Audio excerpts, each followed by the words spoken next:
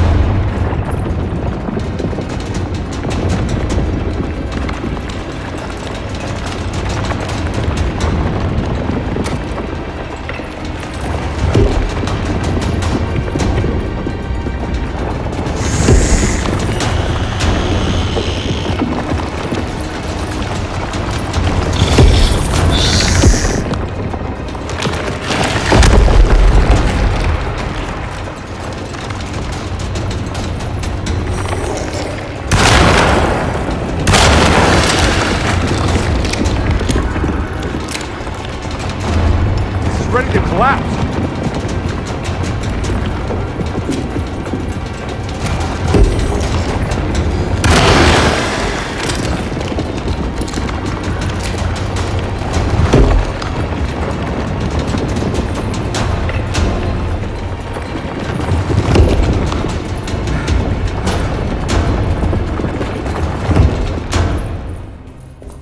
What is going on?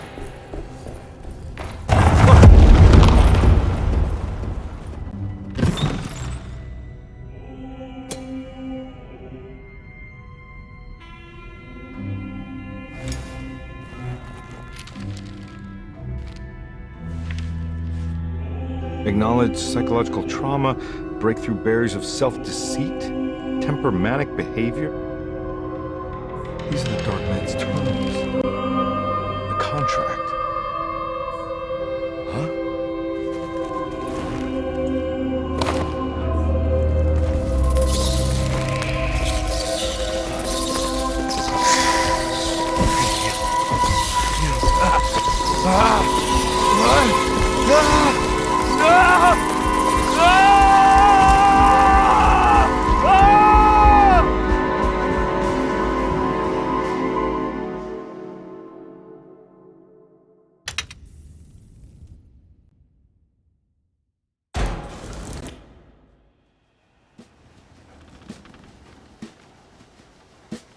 Hey. Hey, detective?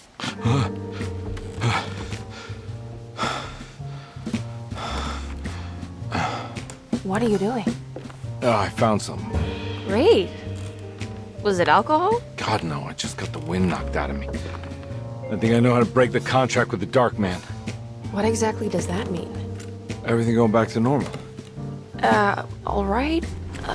I found some more information on Dorsetto and the patients. There are some seriously strange things going on here. I'm pretty sure 2 of the patients are dead and maybe even the clerk. Oh, yeah. I kind of just gave up on worrying about that. Well, just keep your eyes open, I suppose. What were you doing again? Jeremy made a pact with the Dark Man to keep all the madness locked inside Dorsetto. All right. I'm gonna break it. I just have to... Where is it? Where's the talisman? It's around your neck? Ah! I worry, detective. Don't, I'm fine. I worry that you're not much help on this case. At least you're a good distraction. Trust me. You're getting your money's worth. At this rate, I'm an absolute bargain.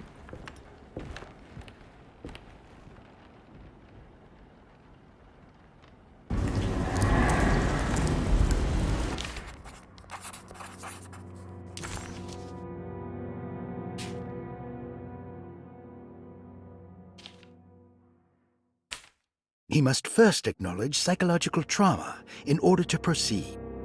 The lying must stop, so we can break through the barriers of self-deceit. Finally, temper manic behavior.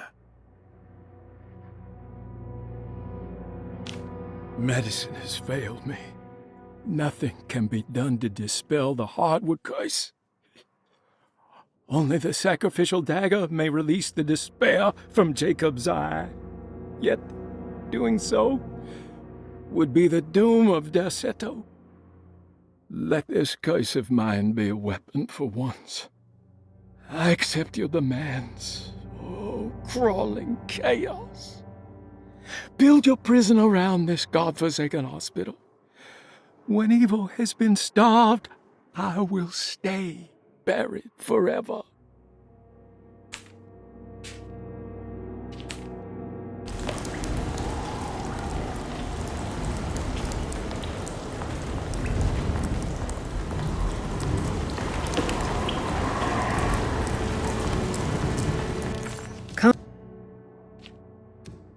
Combe never thought he'd be so happy to be back at Dorsetto. It felt like he had crawled through a long, dark tunnel of misery and regret. Now that he was back, Combe could look into the steps mentioned in the contract. But there was one thing that gnawed on him. What exactly did this have to do with Dr. Gray?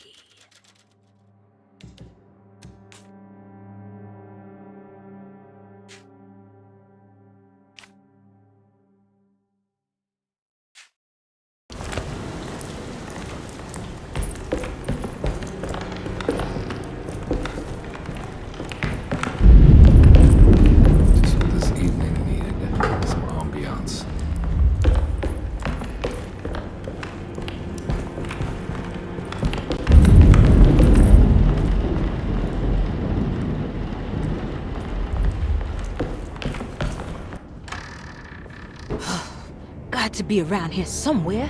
He wouldn't leave this house. I don't know what to think anymore. You run into that detective fella? Who is he? Can he be trusted? I think he one of the good guys. Well, you know, like us. Will he be all right with her coming? Praise the mother. He don't need to know about all that. Just help Just calm down. It ain't time yet. God, it hurts. As far as I can tell, Detective Comby seems to be solving problems, not causing them. Just be ready in case he starts anything.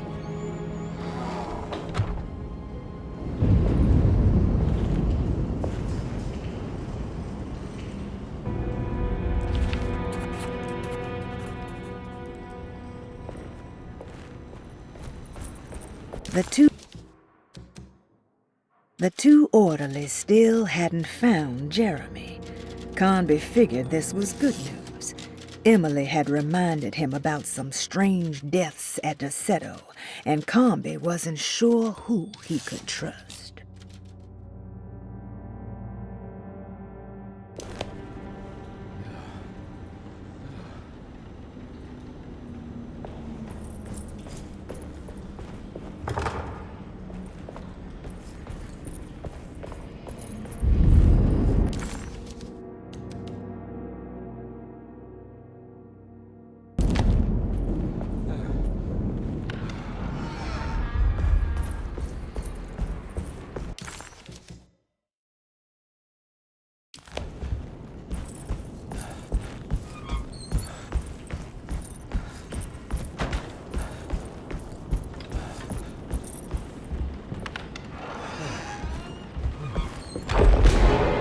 Christ, what the hell was that?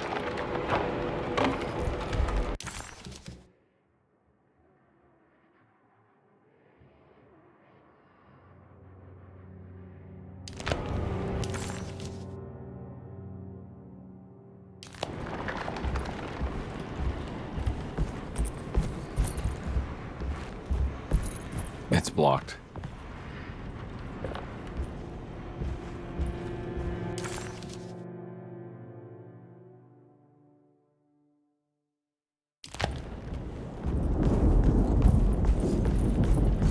It's blocked.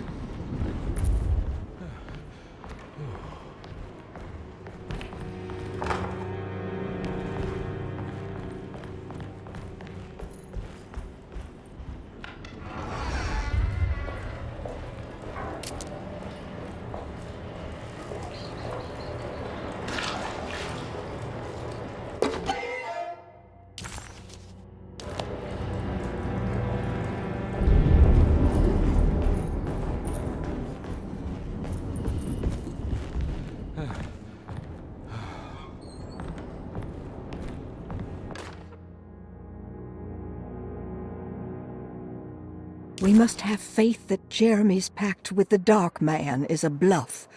If we are lucky, our visitors will find him and prove it's all nonsense before night falls. What is true is our attempt to call on her. Too many things have happened for this evening to be in vain. Think of Jack and Cassandra, even Perosi, whose circumstances I can't understand. Grace is our goat without horns. She knows it and will play the role. You must talk to your brother, Baptiste. I worry that he will fail us. Mrs. Thompson.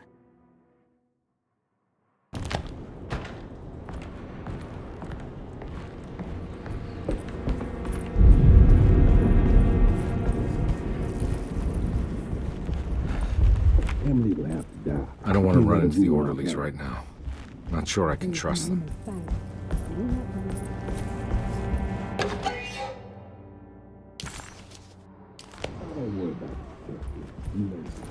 I think Dr. Gray might be in there. Perfect time to snoop around his office, then.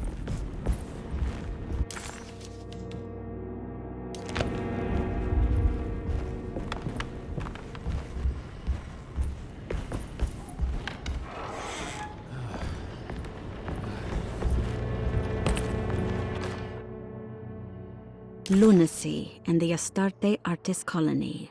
a monograph by Yael Klein. In early 1909, the old Derceto plantation outside of New Orleans was turned into an artist's colony. 3 famous European artists rented the house and the surrounding land from the owner, the Ledoux family. The colony was chiefly run by Sebastian Cortez, who was playfully dubbed the captain by his collaborators, William Arges and Heinrich Kassel. The colony existed for 6 years, until one day all 12 members disappeared without a trace. It is widely believed that their disappearance is connected to the disastrous hurricane that passed through on September 29, 1915, but nothing truly supports this claim. What is known is their frequent participation in New Orleans nightlife, their love for hosting parties, and their elaborate contributions to the Mardi Gras parades as the Pirates of Pontchartrain. Accounts of their lifestyle can be found in almost every gossip column. It can effectively be summed up as carefree and bohemian. In late June 1909, the name Astarte first appeared in the newspapers. Cortez said the name came to him as he was painting. There is never any claim to knowing about the ancient Phoenician fertility goddess with the same name before this time. His fellow colonist Heinrich Kassel did know, because he later produced sculptures that show clear references to ancient idols of the goddess. It's impossible to know for sure how this name suddenly made an appearance, but it is interesting because of Derceto's history. Even the name Derceto is the Greek name of a Syrian fertility goddess. In the case of naming the plantation, Derceto was certainly not an accident. We know that Elijah Pickford intended to build a temple for his cult, for he had distributed pamphlets 2 years prior to the purchase of the land, advertising his intentions. His followers were estimated to be almost 100 men and women, mostly sailors, Maroons, and Cajuns, when the plantation was built. To outsiders, Derceto registered as an ordinary slave plantation, which enabled Pickford and his flock to remain hidden for decades.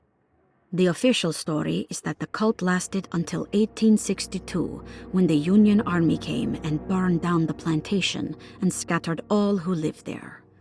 Following the Civil War, new people started to congregate in the ruins of Derceto to invent a new fertility goddess, the Shub Niggurath. As much as Derceto is a particular name to have heard of, it's not entirely uncommon among the learned. Astarte is equally known and could have been subconsciously chosen by well-read artists. Shub Niggurath is, on the other hand, very uncommon. Almost impossible that anyone in Louisiana would have heard that name. The name is referenced only in rare books like Unaussprechlichen Kulten and the Necronomicon, and is believed to be a bastardization of Arabic words meaning pertaining to the dark young. The few paragraphs printed on the goddess are so upsetting that no one in their right mind would want to build a religion resting on such qualities. The Shub Niggurath cult was hard to get rid of, but it is believed that despite the police jailing and killing several cultists over the years, the main culprit in the cult's demise is the cult itself, which seems to line up with every instance of cult activity on Derceto's grounds. When Captain J.W. Norton of the Union Army arrived, he described the people at Derceto as malnourished and maniacal.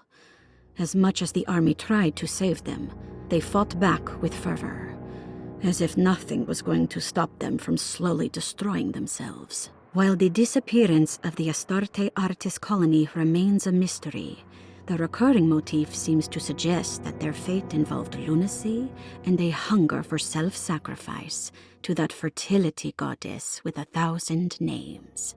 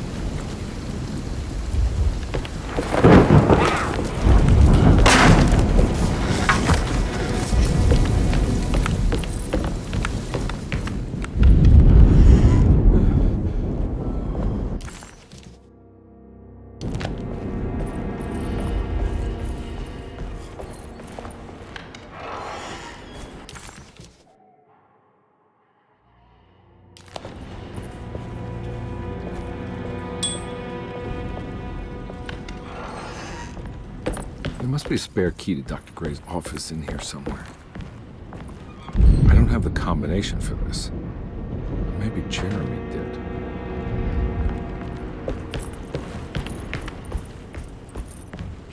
I need the key.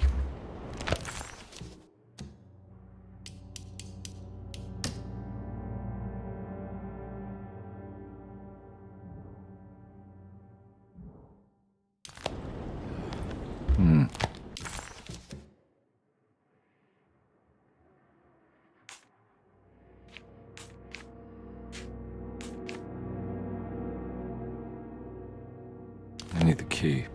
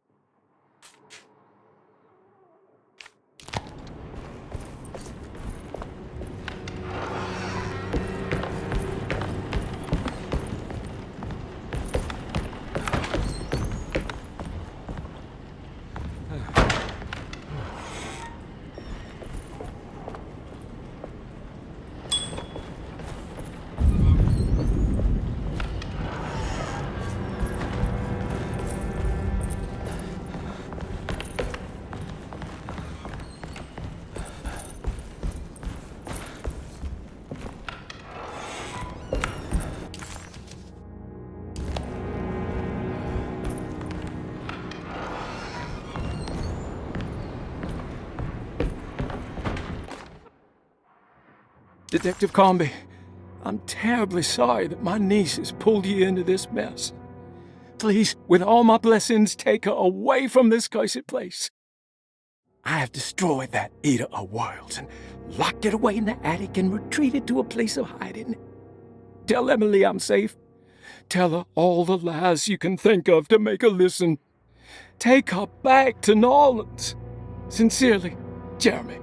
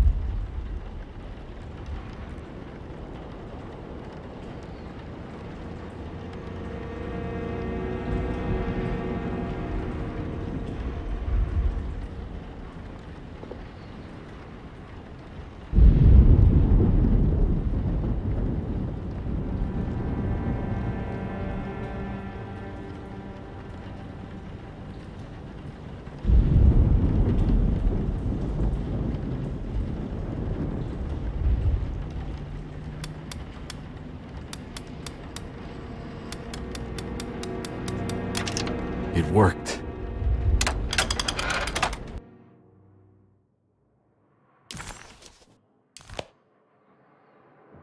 The last guest in the empty room suffered from severe maladaptation.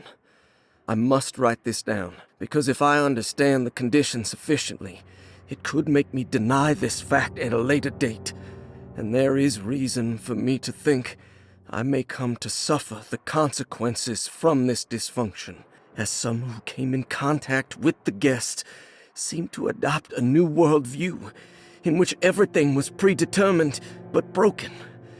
Upon accepting this worldview, some memories became unmanageable and later rejected. I do not know what this means. I cannot even remember the fate of the guest. I think they were simply misplaced one day and forgotten. Just like all documents pertaining to this guest, they have all been destroyed, or they never existed in the first place. Who wrote this? There has never been a guest in the empty room.